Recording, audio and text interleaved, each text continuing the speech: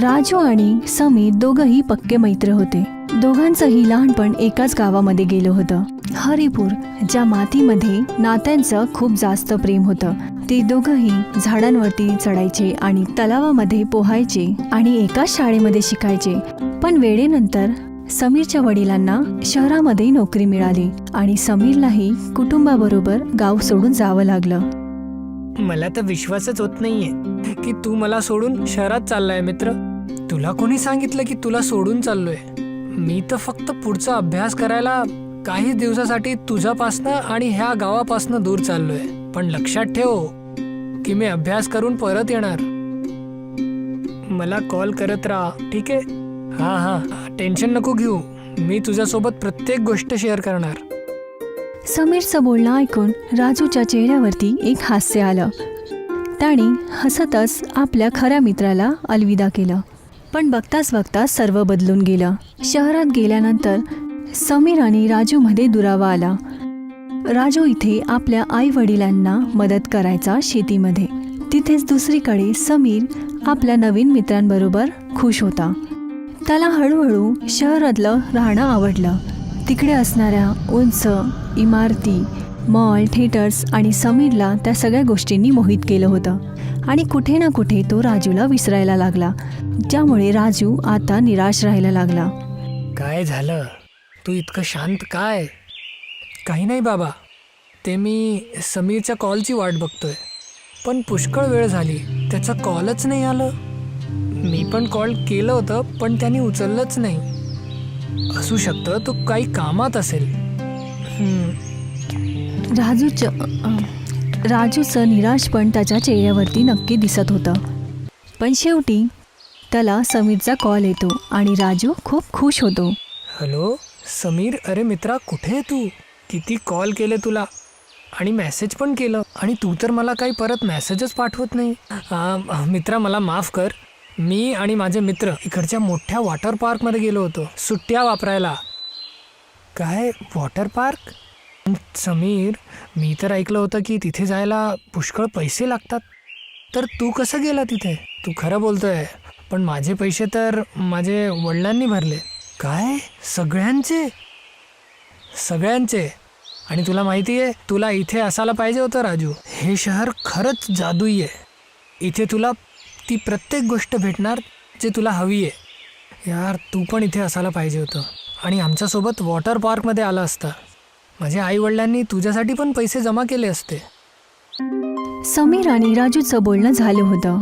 राजूला असं वाटलं की समीरच्या आईवडिलांसारखंच माझेही वडील मला शिकवले असते. त्याला शिकवलं असतं आणि पैसेवाले असते तर तोही आज त्या शहरातल्या वॉटर पार्कमध्ये गेला असता आणि खूप मजे केले असते. त्याला आता आपलं गाव, घर आणि आपल्या परिस्थितीला जाऊन त्याला लाज वाटायला लागली. काही नाही, इथे काहीच नाही. काहीही नाहीये. इथे काहीच नाहीये. ना चांगली शाळा, ना घर आणि ना वॉटर पार्क. मला इथे नाही राहायचंय. बिचारा राजू. आणि आता त्याचं असणारं रोज घडत असणाऱ्या गोष्टींना आता तो त्रासून गेला होता. तो पण बाकी मुलांसारखंच मजे करायला बघत होता, पण तो आपल्या गरिबीमुळे काहीच करू नव्हता शकत. प्रत्येक वेळेला तो आपलं मन मारून राहायचा. अरे राजू बाळा, जरा इथे ये. हे हल उचलायला जरा माझी मदत कर. नाही, मी हे सगळं नाही करणार. मी कशाला करायचं हे सगळं? मी एक लहान बाळ आहे. माझी वय मज्जा करायची आहे, वॉटर पार्क जाण्याची आहे, ना की हल उचलायची. कळलं तुम्हाला? राजू बाळा, थांब. कुठे जातोयस? अरे थांब. अरे, ह्या राजूला अचानक काय झालंय? माहीत नाही अहो, आपला मुलगा कधी असा बोलत नाही. त्याला कदाचित काही त्रास तर नसेल. माहीत नाही, पण हा काय बोलत होता? वॉटर पार्क म्हणजे काय असतं? राजूचं असं अचानक बोलणं आणि भडकणं त्याच्या कुटुंबाला नवीन होतं आणि आता त्यांना राजूची काळजी वाटायला लागली की शेवटी गोष्ट काय होती. राजू आता आपल्या घरातल्या लोकांवरती चिडचिडायचा. तो काम करायचा नक्कीच, पण त्याला नेहमी त्या गोष्टींसाठी तो कोसायला लागला की शेवटी तो का शहरमध्ये जाऊ शकत नाही, का तो बाकी मुलांसारखा समोर जाऊ शकत नाही. राजू एवढा रागात होता की तो एके दिवशी तो जंगलाच्या रस्त्याने निघून जातो आणि आपल्या स्वतःशीच तो बोलायला लागला. नाही, मी असं इथे नाही बसू शकत. मला पण काही करायचंय. मी पण शहरात जाणार. चांगलं आयुष्य जगायचंय. आई वडिलांच्यामुळे मी का मागे राहायचं? मी माझी किस्मत स्वतः लिहिणार. मी पैसे कमवणार आणि शहरात जाणार, तिथे शिकणार आणि समीर सोबत वॉटर पार्क जाणार. राजू आपल्या स्वतःशी बोलतच होता तर तेवढ्यातच त्याला एक मकडीचा बॉल त्याच्या जवळ येतो. त्याला बघून राजू थोडा चकित होतो. त्याने त्या बॉलाला आपल्या हातात उचललं, पण जसंच त्याने ते बॉल त्या आपल्या हातात उचलला त्याच क्षणाला त्यामधून एक माणूस बाहेर आला की जसं की एक मोठा चमत्कारच झाला. अरे, हे कसं होऊ शकतं? तुम्ही कोण आहात? मी एक बहरूपिया आहे. काय? बहरूपिया? हो, मी ऐकलं तुला शहरात जायचंय. तुम्ही मला लपून ऐकलं का? मी जे विचारलंय त्याचं उत्तर दे. काय तुला शहरात जायचंय? हां, मला वॉटर पार्कला जायचंय. मी ऐकलंय तिथे खूप मज्जा येतं. मी इकडच्या शेतवरनं मला कळमळत नाहीये. आता मला शहरात जायचंय, मजा करायची आहे. ठीक आहे, मी आता काहीतरी करतो. राजूची गोष्ट ऐकून तो ढोंगी काहीतरी विचार करायला लागला. तेवढ्यातच त्याने अचानक एक पाण्याने भरलेली बॉटल राजूला दिली.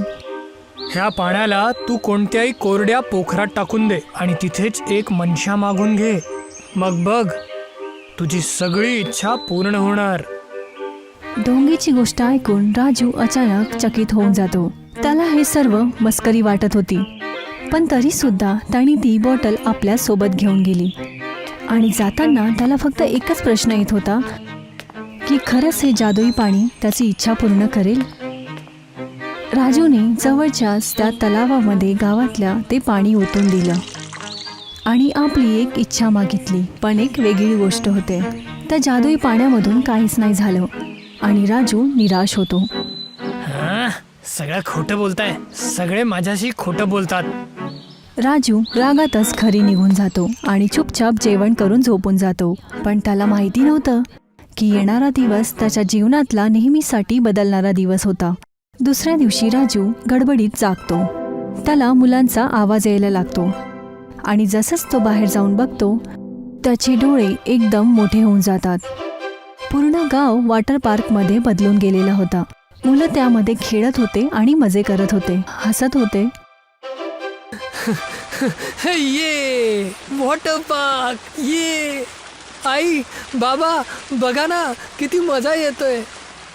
राजूला खुश बघून त्याचे आई वडील खूप प्रसन्न होतात आणि पूर्ण गाव त्या मुलांबरोबर मिळून सगळे खेळायला लागलेत. त्या दिवशी जसं संपूर्ण गाव आपल्या सगळ्याच कष्ट विसरून गेले होते. आहा, हे तर खूपच मजेदार आहे अहो. अगदी खरंच बोलत होती तू. सगळं काही बरोबर चालू होतं, पण अचानकच त्या वॉटर पार्कचं पाणी वाढायला लागलं आणि हळूहळू त्या पाण्यामध्ये गावातली लोक डुबायला लागलीत. अरे अरे, हे काय झालं? मला तर पोहता पण नाही येत. अरे रे, हे सगळं काय होतंय? आता त्या जादुई वॉटर पार्कने एक भयानक रूप घेतलं होतं. सर्व गावातली लोक आणि मुलं एक एक करून डुबायला लागलीत. नाही, असं नाही होऊ शकत. बाबा.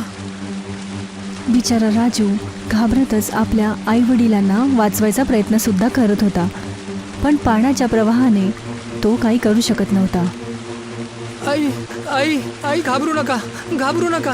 आई, तुम्ही माझा हात नका सोडू. राजू बाळा, तू आम्हाला सोडून दे, पण तू स्वतःला वाचव. आम्हाला सोडून दे बाळा. नाही आई, तू हार नको मानू, मी आहे ना. नाही बाळा, पाणी वाढत चाललंय. आमचं आयुष्य आता संपणार आहे. आता तुझी बारी आहे. तू स्वतःची जान वाचव. आई वडिलांचं हे बोलणं ऐकून राजूच्या डोळ्यामध्ये पाणी येतं. थोड्या वेळाच्या खुशीसाठी त्यांनी आपल्या आई वडिलांना कित्येक वेळा तरी कोसलेलं, पण आता काहीच फायदा नव्हता. राजूने आपल्या डोळ्यासमोर आपल्या आई वडिलांना पाण्यामध्ये डुबताना बघितलं. नाही, असं नाही होऊ शकत.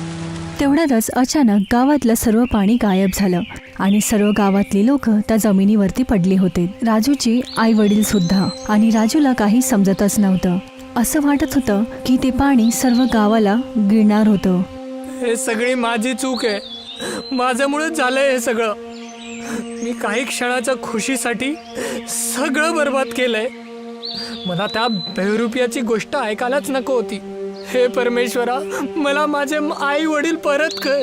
मला माझं गाव परत कर. मला माझ्या गावात सगळ्यात आवडतंय. मला शहरात नाही जायचंय. राजूने देवाचं नाव घेतलं आणि रडायला लागला. पश्चातापाने तो आतपर्यंत तुटून गेला होता. पण तेवढ्यातच एक चमत्कार होतो. शेवटी तुला तुझी चूक कळालीच. माझं काम संपलं. म्हणजे कोण आहात तुम्ही? मी तोच आहे ज्यांनी तुला तो जादुई पाणी दिलं होतं. पण तुम्ही माझ्यासोबत असं का केलं? कारण की तुला तुझे आई वडील आणि गावाची किंमत कळायला पाहिजे. काही क्षणाच्या खुशीसाठी तू सगळं काही उद्ध्वस्त करायला निघाला होता. म्हणून मी हे केलं. मला माझी चूक कळाली आहे. कृपा करून मला माझं सगळंच काही परत करा. राजूची गोष्ट ऐकून ढोंगीला समजलं की राजू आता बदलून गेला आहे. तेवढ्यातच आकाशामध्ये वीज कडकडायला लागती आणि एक मोठी रोशनी सर्वीकडे पसरायला लागली आणि एक चमत्कार होतो. सर्व गावातल्या लोकांना होश येतो आणि सर्वांना जीवनदान मिळालं. आई, बाबा, तुम्ही दोघांना काही नाही झालं? तुम्ही ठीक आहात? हा माझ्या बाळा. राजूने खुशीतच आपल्या आई वडिलांना मिठीत घेतलं